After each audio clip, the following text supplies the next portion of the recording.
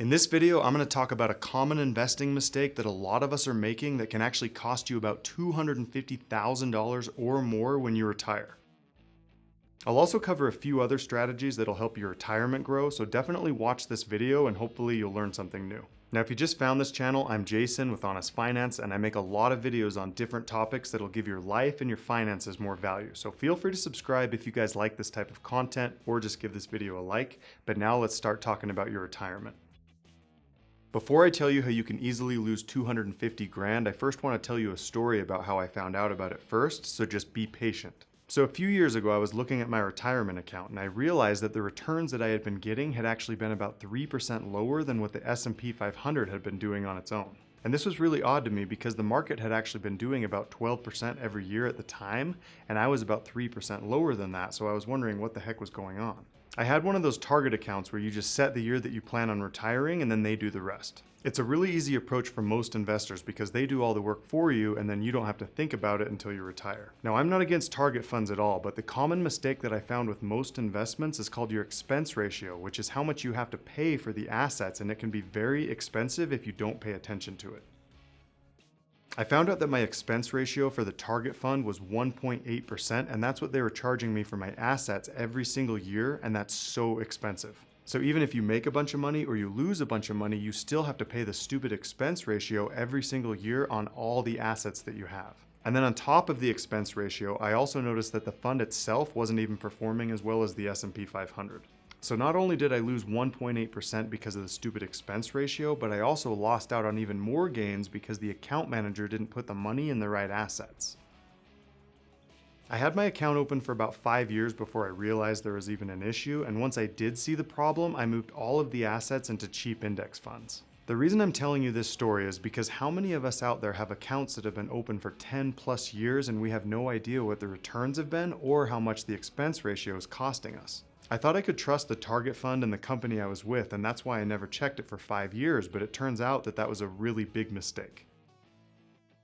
I learned my lesson from all of this stuff, and that's why I want to pass on this information to you in a way that makes sense so that you don't make the same mistakes that I did. The financial industry makes a lot of money from their complex strategies because consumers don't generally understand what's going on, and therefore we trust them to do it, and then they make all the money and we lose out.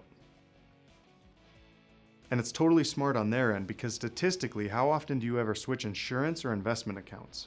I bet the answer is that you hardly ever switch companies because it's always confusing and it takes a lot of research and a lot of effort to make it happen. And that's exactly what these companies understand because they know that you're most likely never going to switch accounts, and so they just collect all the fees and then you end up losing in the long run.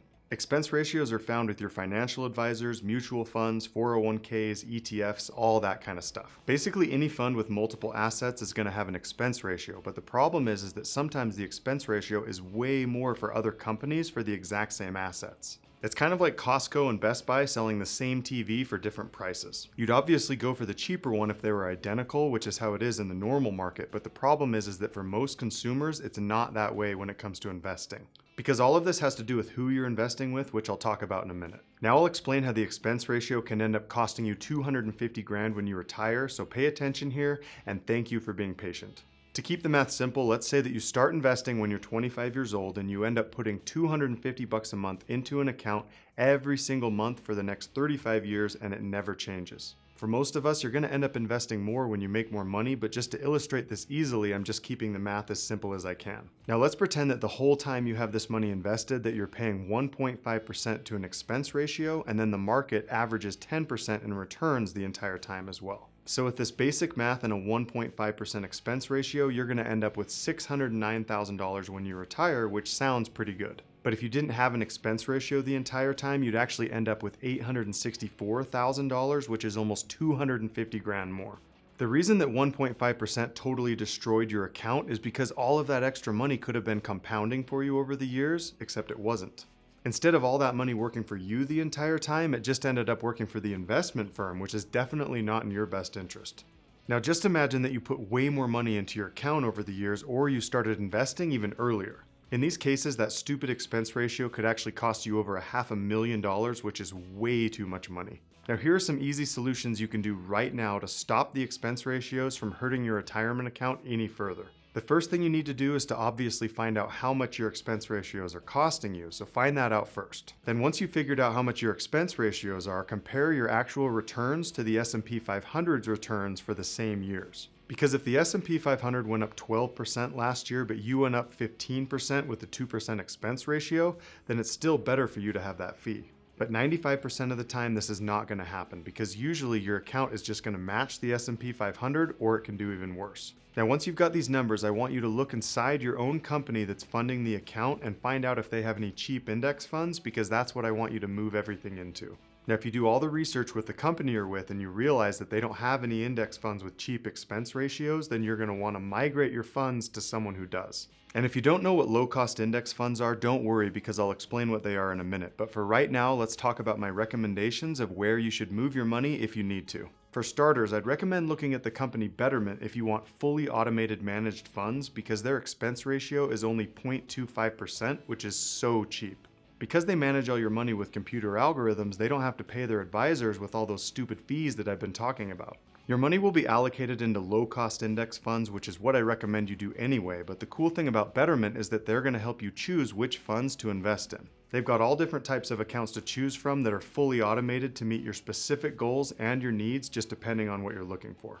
So if you're the type of investor that just wants somebody else to do the work for you, then I'd recommend looking into Betterment because they can do it fully automated with very low fees. Now, I'll leave an affiliate link in the description below, which means I may be compensated if you click through it, but just keep in mind that Betterment is a very good investment option and I'm never going to recommend something that I don't think is the best option for you guys. Now, if you're the type that likes to manage your own funds, then I'd recommend just sticking with cheap index funds because that's the best way to go for your retirement account. Index funds are just groups of assets that are mainly made up of predetermined equations, and that's all there is to them. So the S&P 500 index, for example, is just the top 500 US companies based on their market cap, and that's what makes up the index. And big index funds like the S&P 500 and the Dow Jones are always going to be your target goals for all of your returns. And that's because they're made up of so many top companies that it actually controls a large portion of the US stock market. Now, because a lot of these big indexes don't require a lot to manage, they're considered low cost simply because of the fact that their expense ratios are extremely low. Just make sure to invest with the most affordable brokerages because at the end of the day, they're going to have the best expense ratios. So if you want very affordable index funds, then I'd definitely go with Charles Schwab or Vanguard because they have some of the lowest expense ratios in the entire industry.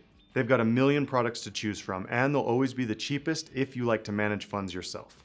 Now, I'll cover a few other things that'll help your retirement grow as well because I want you to maximize even more than just your expense ratios. And if you have made it this far into the video, could you please comment down below and say I'm still watching? That way I can tell who's still interested in the video. Thanks. The first thing you can do to help your retirement grow is to start investing as young as possible because that is going to make a huge difference in the long run. Now, obviously, you'll have a lot more money if you start saving up for retirement when you're younger, but the really big thing is that you'll actually double your money every 7 years with just 10% returns. So if you gave your retirement another 7 years to grow, then that would actually mean that $1 million could be $2 million just because of all that extra time. So just make sure to start investing when you're as young as possible because every single one of those years is going to end up making a huge difference in the long run. And another thing you can do to help your retirement grow is if your company offers a 401k match, then I would definitely be taking 100% advantage of it because it is free money. And in this case, I don't care how much your expense ratios cost for your 401k match because remember that every 7 years your money doubles and this is doubling in an instant. So if your company offers a 5% match, then at least invest 5% even if it's a struggle. Because at the end of the day, that 5% match is a 100% return on your money and that is too good to pass up. And whenever you do get a raise, I would highly suggest that you up your retirement contributions by just 1% because that's going to make a huge difference over the long run. Because if you're already increasing your wages when you get a raise, then 1% isn't going to feel like a big deal at all when you up your contributions. You really want to end up with about 15% of your income going towards retirement, and sometimes the only way to do that is just to have little 1% increments here and there because that's going to make the difference. And then lastly, if you're investing anything for your retirement, just make sure that it's in a tax-free account like an IRA or a Roth IRA because what's the point in paying taxes if you don't have to? Because at the end of the day, you're still going to have to pay taxes on your dividends and your capital gains, so you might as well have those working for you over the long run for your retirement. Tax-sheltered accounts all have their yearly limits, so just make sure that you can take full advantage for what you can do, and that's going to benefit you the most. And personally, I like to go with Roth IRAs because you're going to pay your taxes now, and then when you retire, you don't have to worry about the taxes at all. Because honestly, I really don't think the tax brackets are going to go down by the time I retire, so I'd rather just pay the taxes now and then not have to worry about it when I retire. Now, I am not a financial advisor, so take all of this advice for entertainment purposes only, but if you guys do get one thing out of this video, just make sure that you pay attention to your expense ratios and do something about them so they don't hurt your retirement any further. There are plenty of companies out there that have extremely low expense ratios, so what I want you to do is just find out how much you're paying in your current expense ratios and then move those accounts over if you have to, because that is going to benefit you starting right now. Once again, I'm Jason with Honest Finance, and I make a lot of videos on different topics that'll give your life and your finances more value. So feel free to subscribe if you guys want to, or just give this video a like, and that's all.